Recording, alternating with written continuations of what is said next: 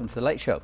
Hope you enjoyed the Bible study. If you didn't see it, do watch out for that as a repeat. Very interesting prophetic words there spoken to the prophet Daniel, understanding where we are in these end days. And if you don't believe that we're in the end days, tough, because you will get caught short. It might be considered to be one of those 5 foolish virgins that Jesus gave the parable about. But anyway, not to be rude, I don't mean to be rude, I just want you to be aware of what times we live in. Now, Phillip Day is still with us, and so is Tim Vince. We might be able to even start with some of the questions that you might have had or do have for following that Bible study on the chapter 9 of the book of Daniel, and any other things that come to mind. We had Philip the night before dealing with food that matters, and interestingly enough, looking at a DVD we will be with regards to why Philip has spent his whole life since he became a believer in the Lord Jesus Christ, knowing that it's not just, I suppose, taking in knowledge of the Bible, which is a spiritual food, but also helping us to live a healthy life, and perhaps even a longer life, more fulfilled by eating the right foods. And the Bible gives us quite a lot of information on how to do that. Tim Vince, of course, is still here, and we're all here to serve you. That's the bottom line. If you want to make a phone call, 0208 972 1408. Those are the numbers there that are on your screen. Please make the call. Limited staff will be taking your calls, and make them very, very short as far as your questions or comments are concerned. We may have to say goodbye to you quite shortly after you've posed the question, etc., because we have to get on with all the other callers that do call in. Email, of course, live@revelationtv.com, and the text number which comes on your screen. Please do take part in the discussion. We're really open for you to actually ask the questions starting from now. Okay, so give us that call. Philip, just going back to the food that we eat, you've produced a DVD. Perhaps we could even start by looking at that in a minute. So, well, actually, I didn't actually produce it. I was approached by an Australian team who said, we want to get together all of the people who are the natural health promoters, going back to basics, going back to proper food. And we want to produce a tool so that if you've got a friend who's got arthritis or cancer or what have you, there are some obvious things that we need to do straight away. And I love this film, and I love it not just because I'm in it, but because it's got doctors and professors talking about what we've been speaking about over the last couple of days. And these are just sensible, straightforward measures that anybody can do. There's nothing controversial about them, because all the studies show that that we can get this benefit from just making sensible changes to our diet and lifestyle. Okay. Food matters. Do watch with great interest. I'm sure you will learn something, and I will be here with my guests to take your questions on that or any other topic that comes to mind. Thank you. Have a look. One of the best things terrorists could do is just build more fast food restaurants, maybe add another pharmaceutical company, have a couple more infomercials, and encourage people to eat the way they eat now. And everybody's going to be dead in 100 years. They can just walk right in, don't have to do a thing. Superstars, large fry, Big Mac, Coca-Cola, go on, man. Big poison. 1/4 of what you eat keeps you alive, and 3/4 of what you eat keeps your doctor alive. I used to get high for a living, eating all the bullshit food they sold me. Cancer rates going up, heart disease going up, stroke going up. We're poisoning ourselves with highly processed, nutrient-depleted foods. One of the major problems is what we do to the soil and the air and the water and everything we take in, our food.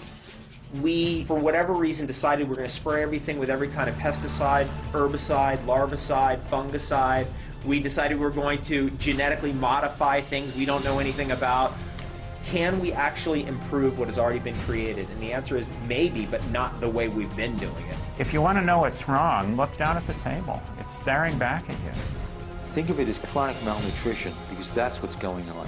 But if we think we're going to go to the doctor and get a pill for everything, we've missed the whole point. We have been taught our whole lives to be consumers of modern medicine, which is pharmaceutical medicine. Good health makes a lot of sense, but it doesn't make a lot of dollars. The drug industry has every right to make money, no question about that at all. The ethics, I think, need to be very closely watched. What the pharmaceutical companies are doing may not necessarily be in the interest of our population. You can be as sincere, and you can be sincerely wrong. Approximately 106,000 Americans die from pharmaceutical drugs each year. And these are people who took the medication as directed. There's a lot more turning to alternatives because what's being done beforehand doesn't work. There is no magic bullet, but there is a lifestyle change that reverses serious chronic disease. It's cheap, it's simple, it's safe, it's effective. The solutions are here. They've always been here. Every single person in the world, every culture, every language, every person in the world knows it. You are what you eat. Food does matter. It's a choice. You don't have to be sick. Very good. Oh, it is a choice, but how many of us are listening? There's so much information now coming at us, we're almost becoming hardened to it and think, well, we're going to die anyway, so why can't we die eating and drinking and smoking or doing whatever it is that we enjoy? The answer is you can. And one of the things I always say to people when they say, well, you know, I don't really want to change my diet, then don't. I don't have enough hours in the day to deal with the people who will listen, let alone the multitudes who won't. But what often happens, and I know this from my own particular point of view, because I was very overweight in my early years, and I was sick, very sick, and I managed to clear this very straightforwardly in my early 20s with some advice from a school friend of mine who'd become a nutritional doctor. And you reach a point, it's almost like the spiritual yielding to the Lord. You reach a point in your life where you come to the end of yourself. And you know that old expression, God helps him who helps himself. That's not biblical. God helps him who comes to the end of himself and has nowhere else to turn. And people will get sick to the point where they have nowhere else to turn. And all of a sudden, you know, if they have cancer or heart disease or whatever it is, they think, hang on a minute, let me look at what I've been doing. Because, you know, clearly people are the sum total of everything they've ever done to themselves. Lay aside the junk food, which I think we're all becoming quite familiar with, of the dangers of taking that, or there is no nutritional value therein. But what about those things that are outside of our control? For example, the foods that we were to eat that were good for us once upon a time are no longer have the same value or nutritional value in them. I'm talking about, say, vegetables. You know, the fields don't run fallow anymore. They're not laid to rest for a year like they were in biblical times. There's these chemical additives. There's all sorts of other things that we're doing. So if we were to change from junk to healthy foods, how healthy are the healthy foods? That's a very good question. And the answer is, according to a report that was just in the press last week, about 98% of the vegetables sold out of supermarkets now are seriously contaminated with pesticides, fungicides, herbicides, larvicides, and the rest of it.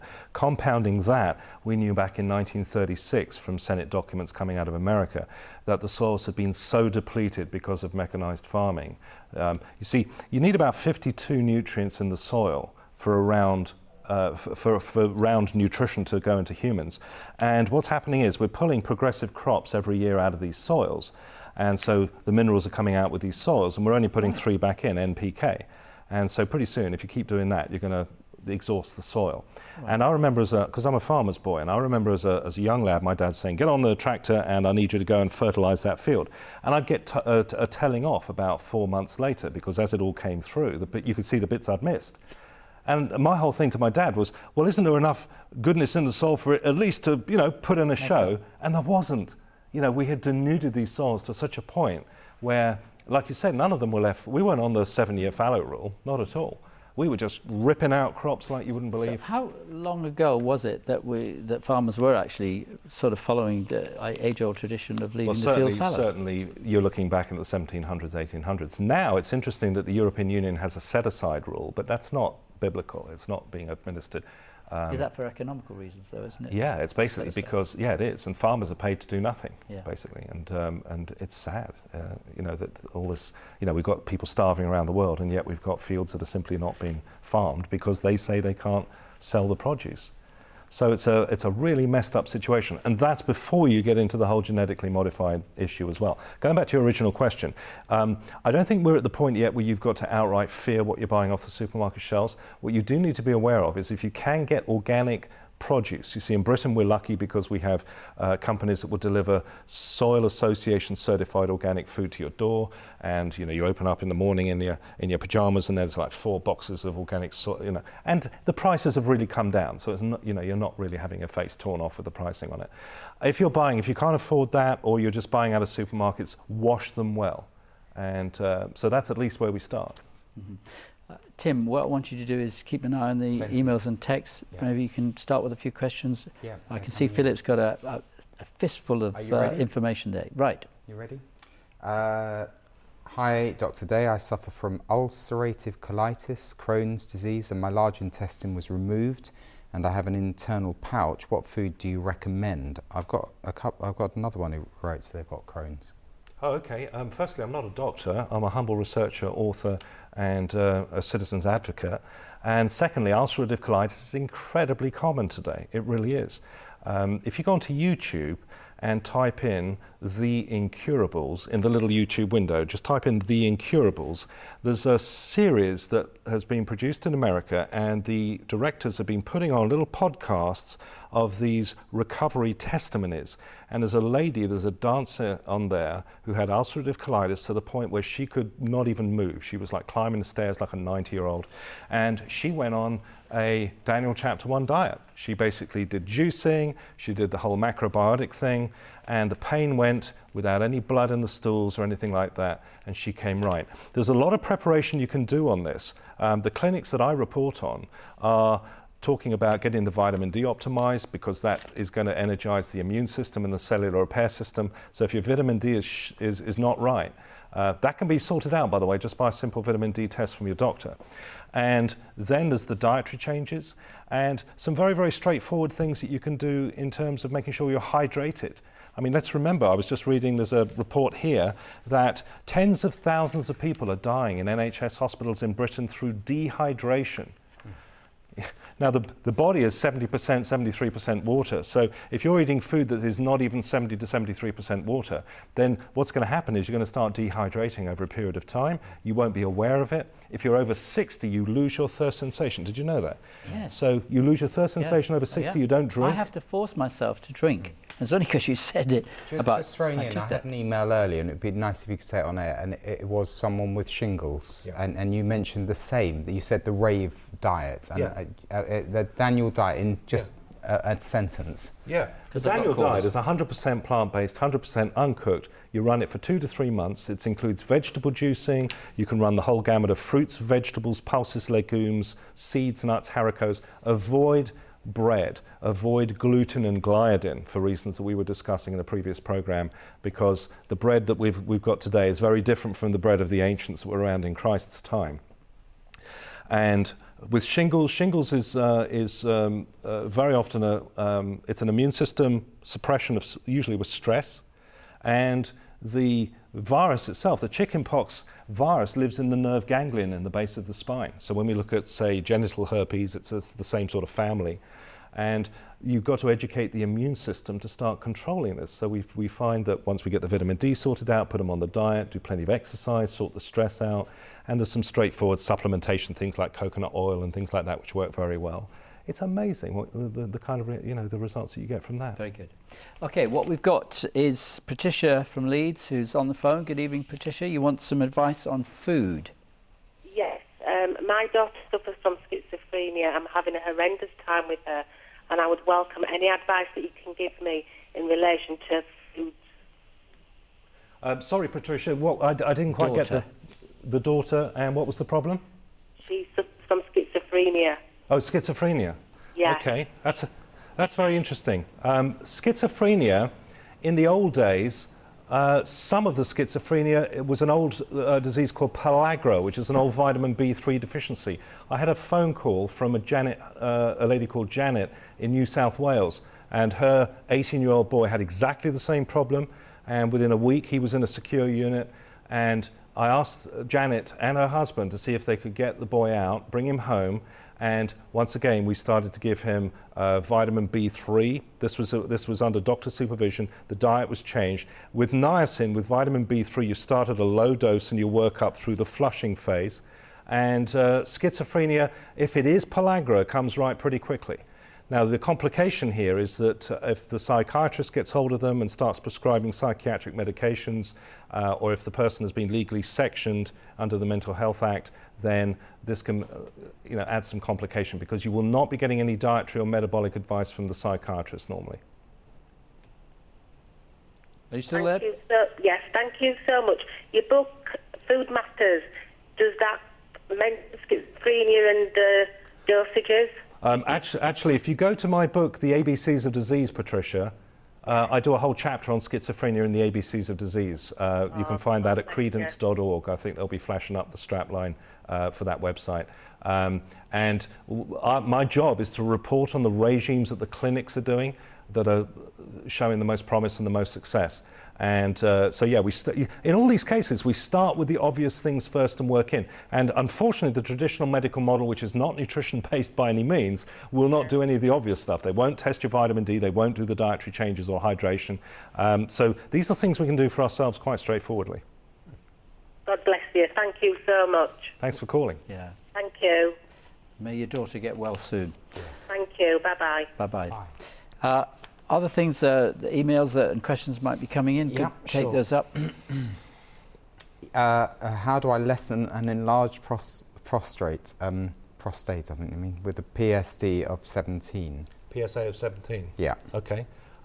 Prostate, enlarged prostate, getting up 4 times a night, trundling off down to the bathroom, very, very common problem, and it is systemic inflammation. Systemic inflammation. Prostatitis, anything ending in ITIS is an inflammation. Is an inflammation. It's an immune system reaction. Yeah, okay. Immune system so reaction. why is it probably at night we feel it more? Because as the older we get, it's harder to relieve yourself when you go to the toilet to take a leak.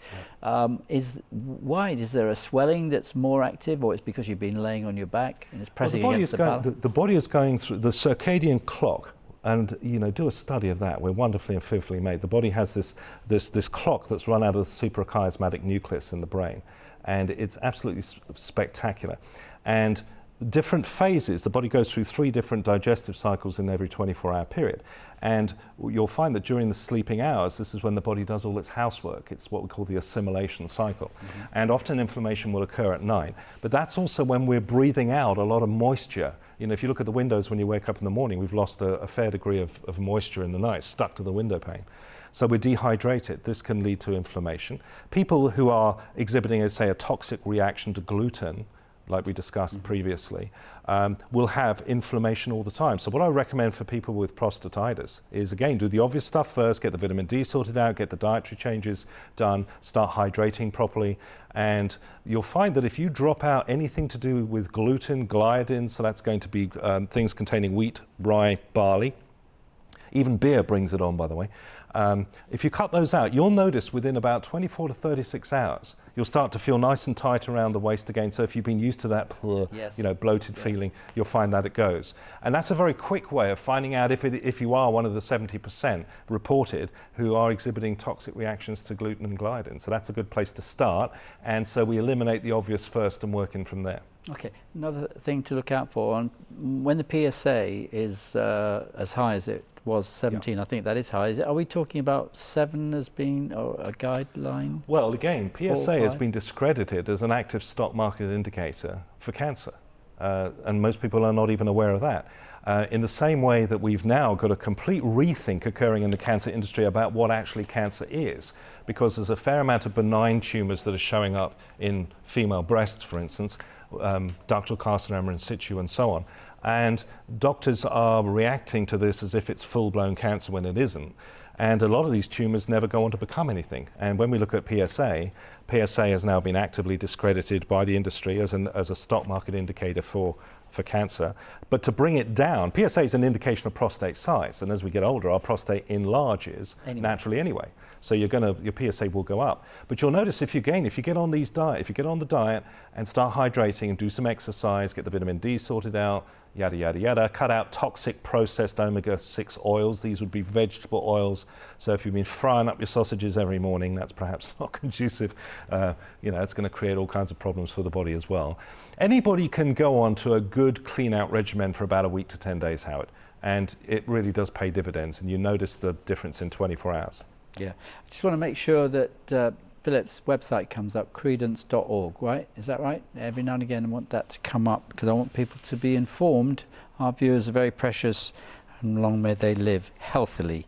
Noel is on the line. Good evening, Noel. Hello, good evening, Howard. So where are you from, sir? From the Isle of Man, Douglas on the Isle of Man. Okay, well, thank you very much for being with us tonight. You have a question for us? Yes, just for Philip, just to mention to Philip, you're probably aware that my little goddaughter's chipmunk loves apricot kernels and cherries. He opens the cherry, doesn't eat the flesh, and then nibbles on the nut until he gets the kernel out. Quite amazing, and that's also the B17. In brazen disobedience against government edicts. The same as what you mentioned on your CD about the gorillas down at the zoo knocking the apricot kernels, the nuts out, and getting the kernel out. Yep. Animals behaving in direct contravention to government guidelines. I love it. Exactly. It's interesting. We can learn so much from, let me give you an example of how we can learn from animals. We were looking at vitamin D, Noel, as being the sunshine vitamin. So how do cats get their vitamin D? Yes. They lie out in the sun, right? So they stretch out in the sun when we get the sun. And then the vitamin D, the radiation of the sun strikes the fur, makes the vitamin D, and then the cat licks the fur, right? So that's all been laid up. So if you need topping up, just get hold of a few cats. No, but seriously, birds peck, preen their feathers, and nature's got it all sorted out. We're the only creatures on God's earth that poison ourselves relentlessly and insist on doing the same thing for our children as well and poisoning them, and then run off for chemical interventions when we're not correcting what we're doing wrong in the first place. So, no, let me just let you go, because we've got others. Good to hear about the chipmunk. Thanks very much for ringing back. Thank you. Yeah. Bye-bye. Good night. Why is it that we, as humans, supposed to be the most intelligent of all the creatures on the earth, are such pig-headed, if I could... Pride. Good term, pride. Pig-headed and pride. And yet we should know better because, for us as believers, we would say that God gave us dominion over the animals. It seems that they should be teaching us a lesson. Yeah. We, for whatever reason, have decided that the food that God's provided for us is not good enough, that the bodies God's provided aren't good enough, that nature's weak, and that if you're sick, your only salvation lies in doctors and their life-saving medicine and all these foods that now preparing. You cannot sell me any sane rationale as to why we would ever put fish genes into tomatoes. I mean, why stop there? Why not put zebra genes into roosters? And then you can have four-legged chickens with their own barcodes. And they'll be all crossing the road together. Okay. Anyway, hopefully you'll still be with us in Apple Blossom Time and keep ringing, and also any emails and texts that come in. Tim's in charge of those, so he'll be reading them out.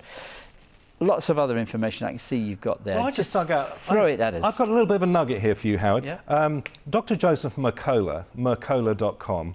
Great website. He's one of the leading internet doctors. He pulled up 9 secrets for highly happy children. So I'm just going to blast through this. Number 1, healthy eating. Now, I've got a 5-year-old, and her idea of healthy eating, you got a youngster, haven't you? Yeah. Their idea of healthy eating is jammy dodgers. That's what straitjackets are really for, right? But I understand how hard it is. I've got a 5-year-old, so I'm right in there, and she goes out with her mates and eats all the wrong stuff at their parties. Eating on time, making sure that they're eating at the same time, because kids love to get snacks in between. Next, regular high-quality sleep. In other words, going to the sleep at the same time every night. Children aged 5 to 12 need about 10 to 11 hours of sleep a night for optimal mood and health. Next, free play. Today, many kids are so overscheduled they scarcely have time to eat dinner, but free play, where they can run around and do their own thing, is very, very important for them and gives self-reliance. I love this one. Express emotions. Kids need to yell, cry, stomp their feet. When I first saw my 3-year-old doing this, I was shocked. And because, you know, for the first 2 years of your life, you're teaching them how to walk and talk, and for the next 16 years, you're telling them to sit down and shut up, right? And so they've got to express their emotions. Next, get them to make choices. Dangerous, but it starts to get them into the decision-making process early, and they understand the consequences of their choices. Next, allow them to be heard. Next, unconditional love. Above all else, children need unconditional love. If your child makes a mistake, let her know you still love and support her regardless. Your child will grow up confident and happy, knowing you are behind her every step of the way. And here's the most important one. Be happy yourself. Because they look at you, and they can pick it up. I've got a Labrador. My Labrador can pick up when I'm upset. And if the Labrador can pick it up, you'd better believe that Anna picks it up as well. Anyway, 9 secrets of highly happy children. Thank you, Dr. Joe. Yeah. Very good. Now, Vasey is on the line from Middlesex, and it's you want to know the remedy for painful joints. Good evening, Vasey. Good evening, sir. Yeah. Did you hear what I said there, Vasey?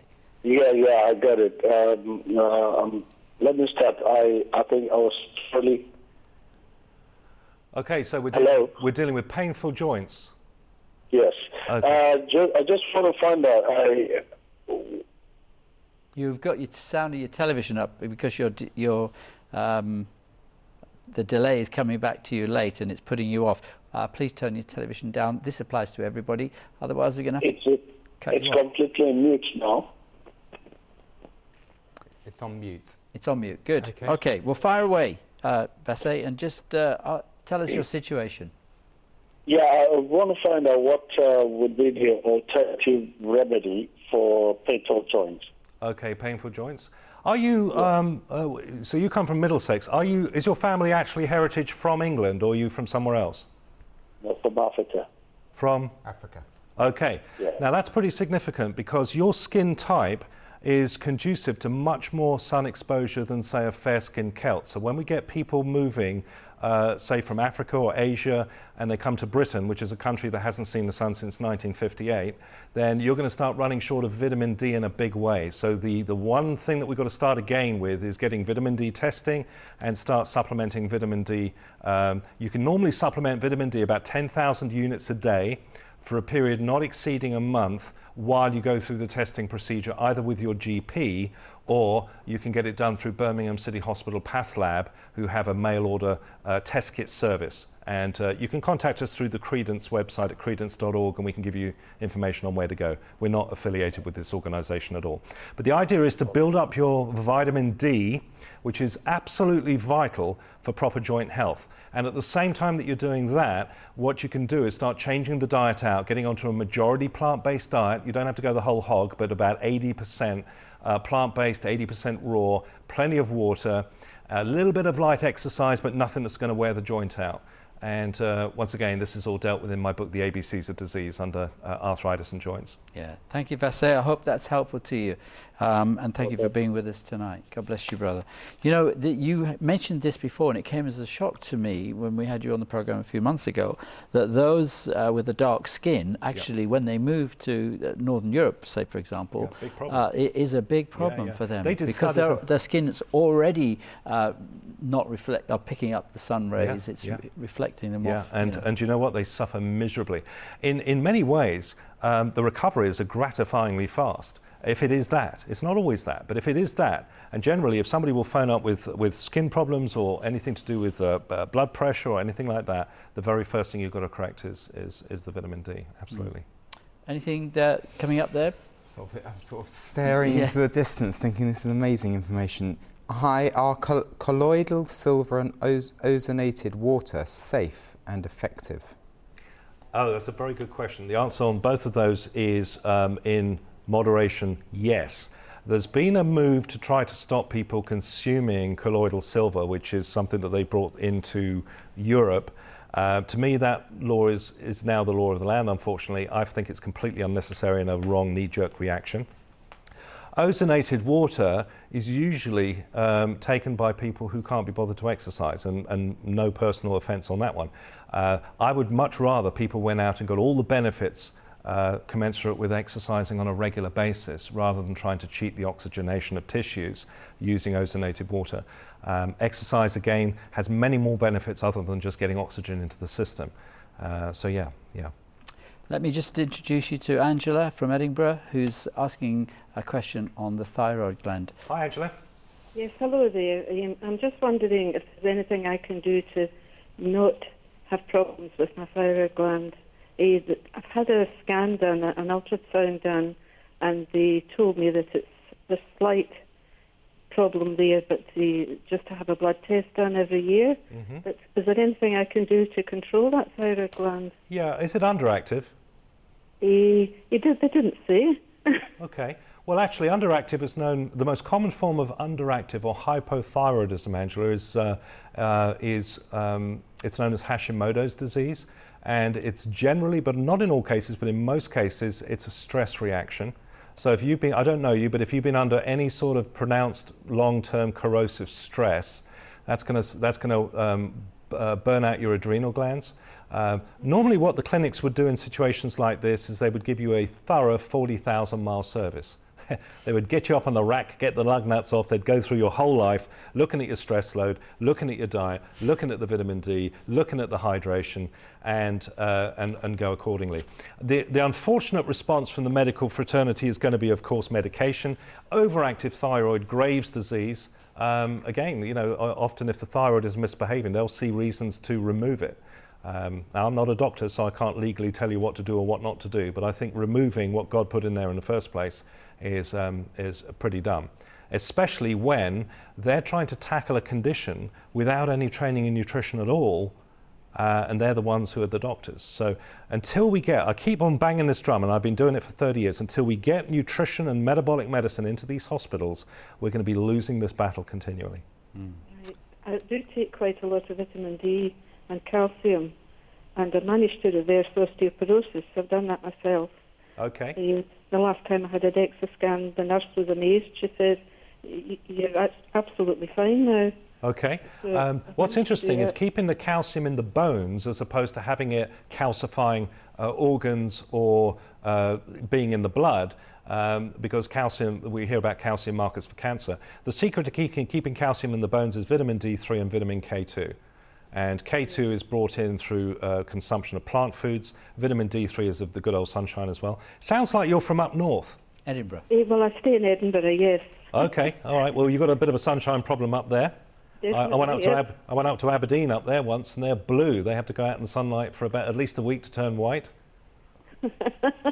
By the way, everything to do with hypothyroidism and osteo is going to be in my new book, The ABCs of Disease. That has 2 chapters on that. Right, I'll get that book, yes, definitely. Yeah. Right, thank you very much. Bless you. You're welcome. Angela. Thanks for calling. The other alternative is come to Spain. Yeah, come down here. Yeah, but the stress levels are very high. Anyway, that went down a bomb. I've got I'll read it quickly, but it's basically challenging what you said yesterday. Philip's comments last evening on oncologists that would not have chemo or radiotherapy must have concerned viewers who are going through cancer treatment at the moment. Yep. I had breast cancer in 1991. I had an operation, 6 months of chemo, 24 doses of radiotherapy, 5 years of tamoxifen, and I'm still free from this disease for the last 22 years. The Lord answered my prayers, and I did not lose my hair or have any skin inflammation after radiotherapy, even though I am really fairly fair-skinned. Yes, chemo was not pleasant and my immune system went to 0, but this was only temporary and I recovered quite quickly after the treatment. I agree that diet can prevent cancer, and there may be some people who get well from this, but cancer is no respecter of time. The success rate of modern medicine speaks for itself, and it may be dangerous for some people to wait and see if this diet works for them, while in fact the cancer may be spreading throughout their body. Question: when I asked my doctor for a vitamin D test, he thought I'd come from a different planet. Can you recommend a website where we can get this done, please? How do we know how much vitamin D supplements to take? I know from researching about vitamin D that too much can also cause excess calcium to be deposited in the kidneys, which can damage them. Also, large amounts of vitamin D can encourage calcium to be removed from bones, which can soften and weaken them. That's from Cynthia. Okay, Cynthia, some great points you make there. Firstly, I'll give you the website for Birmingham City Hospital Path Labs Global Mail Order Test Kit Service. It's www.vitamindtest, all one word, vitamindtest.org.uk. So that's vitamindtest.org.uk. If you're within the UK, those test kit and the entire process costs £25. and that includes the mailing, the processing. If you live abroad, I think it's £30. We're not affiliated with these people. If you go to vitamindcouncil.org, the Vitamin D Council .org, that will explain the new paradigm on vitamin D. The important thing to understand is there is an optimal point that they have now arrived at, which is between 135 and 150 nanomoles on the vitamin D scale, which the new paradigm, the new interpretive paradigm, that's where you need to be for maximum immune function, maximum cellular repair. And this is particularly important with cancer because there are 17 common types of cancer that are being caused specifically because of vitamin D deficiency. So it is true that there is such a thing as vitamin D toxicity. The margin for safety, however, is pretty wide. So what I'm always recommending, and what the Vitamin D Council always recommends, is that if you are getting yourself optimized, then do an initial test and then run that, and then after about a month get another test. And nobody's running into trouble if they're optimizing themselves, if they get a couple of tests done to do that. If you don't want to do that, then what you can do is have a low level of supplementation between 5,000 and 10,000 units of D3 for about a month, and then discontinue after that, or drop down to about 3,000 to 4,000 IUs, which, by the way, is the level they're recommending for people who are pregnant, for pregnant mums. So nobody's running into trouble there either. Just to pick up your point on the chemotherapy, the whole thing about chemotherapy is simply this. It's the use of toxic drugs to poison cancer cells so they don't replicate. And of course, everyone knows that this is not a nice treatment, and that the rationale is, well, we hope we destroy more cancer than we make. The problem with chemo is that a lot of those tumor regressions are temporary, and there's no question that there's many cases where the tumors can and do grow back. So what I say to people is it's your choice about whether you do these treatments, but why wouldn't you be doing absolutely everything possible to boost the immune system anyway, using non-controversial means with diet?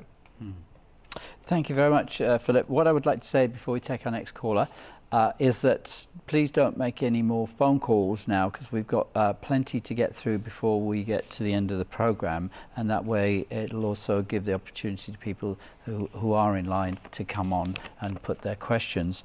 And Susan's such a person who's next. Good evening, Susan. Good evening, Howard. What's your question? It's not a question. Actually, I saw Phillip the last time he was on television. I bought his books because I'd been extremely ill for 17 years. I'd had severe migraines, vomiting continuously. I'd gone through the medical procedures. They were looking for tumours, for cancers. Didn't find anything. I was given medication earlier on this year, which almost crippled me. Well, it did cripple me for a while. I was in extreme pain, and I saw Phillip on your programme. I bought his books. I read them.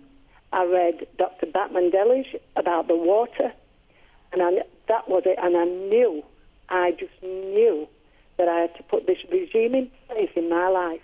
I started drinking the water, taking the salt, vitamin D, juicing, a raw diet, and guess what? No migraines, no crawling the floors for 5 days in such pain that my family were dying. And I want to thank you, Philip. I want to thank you for your research and search for truth. The scriptures say, don't just be a hearer of the word, be a doer. Our Father God said, eat the leafy vegetables, the seeds, the nuts, the fruits. We've read it, we've not done it. Thank you for being such a researcher for truth. Thank you. Thank you very much for calling in. That's very credible. And praise what God. A testimony as well, the fact that you disciplined yourself and followed that advice that's been so well researched by people like Philip. Thank you so much. Can God I just bless ask you. a question? You know, and we'll let Susan go, yeah. Yeah, sorry. It's just the weight of opinion is such that it's such an uphill struggle to get the information across. And how can people, because there's so much cynicism and so much information that's being given through the internet, through television, all the rubbish that's on there, you know, how can people get through to hear the message? It just seems like that you've got a mountain to climb. On the one hand over here, you've got the studies pouring out. So they're doing studies on this stuff all the time.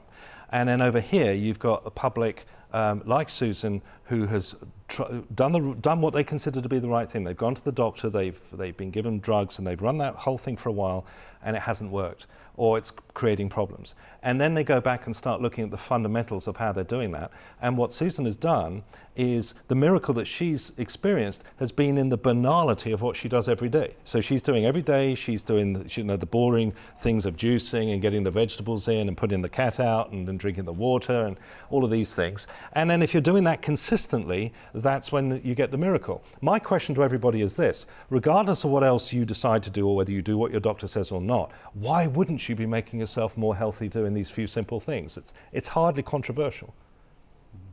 Let me say that Pat's on the line. Good evening, Pat, from Northern Ireland, or Republic of Ireland, sorry. And you have a question about prostate cancer, I believe? Yeah, hi, Howard and Tim and Philip. Yeah, it's really enjoying the programme, and Philip's a blessing. But what concerned me is when he said that the PSA is discredited as an indicator. He didn't actually say what indicator we should be looking at. And the reason I'm concerned is that I'm having mine checked regularly because my dad suffered from prostate cancer. Okay. And just if I have time to throw another one quickly at you, vegetable diet. I love vegetables, but as an old crumbly, teeth aren't terribly good, and chewing vegetables, as much as I love them, isn't as easy as it used to be. Can you make any recommendations there? Yeah, before you answer, sorry, Philip, let me just say, if you listen off air, that would help us to get more people in line. But very good question, because Philip did, I'm sure there are other people, Philip, that like Pat, that would like to know what the answer is, how to check your... As far as PSA goes, all of the major media have been covering PSA. And the key with testing for cancer is when you do a test like prostate-specific antigen, the challenge is knowing what it's actually telling you. And when we start looking at PSA testing, we see that we can test people regularly, we can see the PSA go up or down, but the body as well is reacting from many different stimuli. It's reacting from what you're eating, whether you're stressed out or not. It's reacting from whether or not you've taken exercise. If we look at, say, female breast cancer and the hormone estrogen, we know that just within the space of a couple of weeks, we can virtually halve estrogen levels in a female if she's exercising and changing the diet out. So these things can be manipulated quite straightforwardly. I'm not saying the PSA is completely useless, but as an active, if you like, stock market indicator for cancer, it has been officially discredited. Not by me, I'm just simply reporting on the fact that this is what the media has said. You make an interesting point about vegetables, and as we get older, of course, some of us have trouble. And I abused my teeth early on in life, so I'm right there with you, Pat. The main thing is just chop them up. Juicing is a very, very effective way of getting nutrition into the body quickly. But also, in the northern hemisphere, certainly in places like Britain and Ireland and elsewhere, we're simply not used to the types of eating habits that we're now being told really work for this. And so there is an educational process that I had to go through when first looking at these types of diets to see whether we could adjust to it. And by the way, this is not a life sentence, as I said, unless people actually want to live that way, and there are some people who do. But this is a very, very interesting tool for getting results in a hurry. And a classic example of this was that Bill Clinton situation that we spoke about back in April when I was down here, and I think we saw the film about how he was able to radically change his situation on the advice of some doctors simply by manipulating diet and lifestyle. Pat, thank you very much. Caller, Nina from Edinburgh. There's more people from Edinburgh tonight watching than usual. Nina, what is your question for Philip? My question is, what would you suggest for sarcoidosis? I've had it now for 12 years. It started off with a red lesion just the side of my feet. I've had surgery to remove the lesions. But now it's mostly on my legs, which is very, very tightly. I've had topical steroid cream. I've had steroid injections pumped into them. I've had malaria tablets. I've had long-term antibiotics. This is the last thing that got me on methotrexate, which I'm not really very happy with because I've got class 2 diabetes as well. And I'm glad to see I've managed to, diet control for the last 6 years. Now, The last test I got, they told me I had, I'm trying to think the word, granulomatosis, inflammation in the skin. Okay. I missed the very first condition that you mentioned that you had. Sarcoidosis. Sorry, what was that again? Sarcoidosis. I can't hear that either. Can you spell it? Hello? Can you spell it? Hello? Can you spell your condition, because we're not getting it? Sarcoidosis. Sarcoidosis. Sarcoidosis.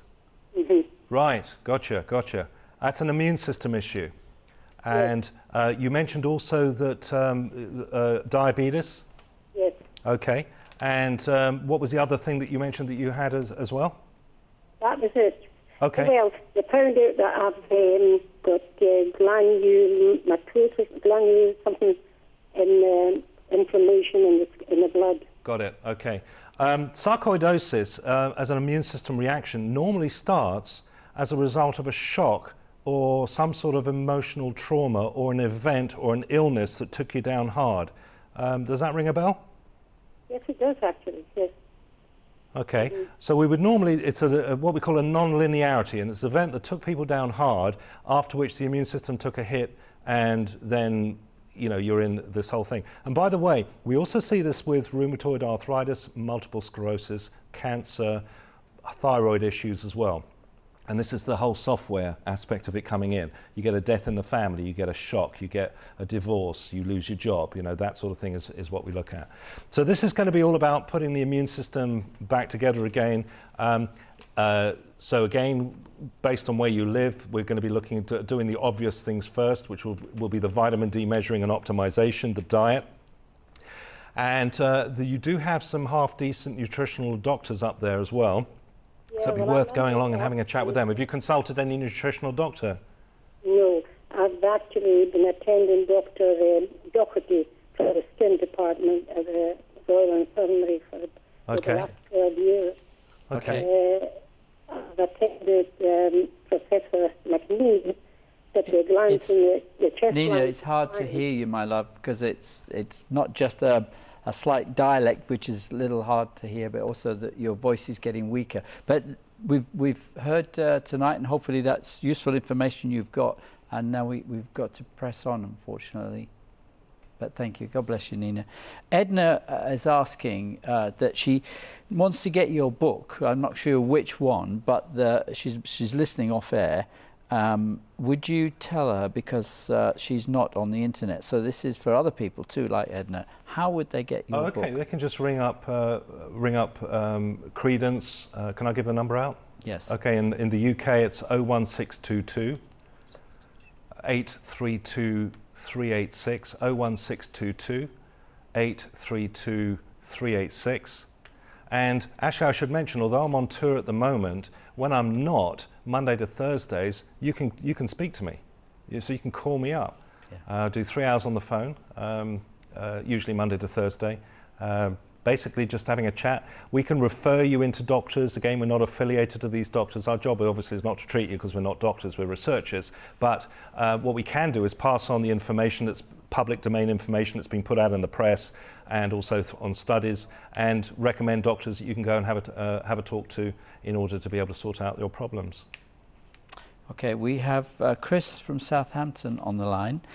This lady would like to know how we can advise her on her granddaughter, who suffers a lot from colds and flus. Chris, good evening. Hello. Hello, Chris, Southampton. Oh, hey, yes. That should be one of the sunniest parts of the country. Yes. Well, original from Liverpool.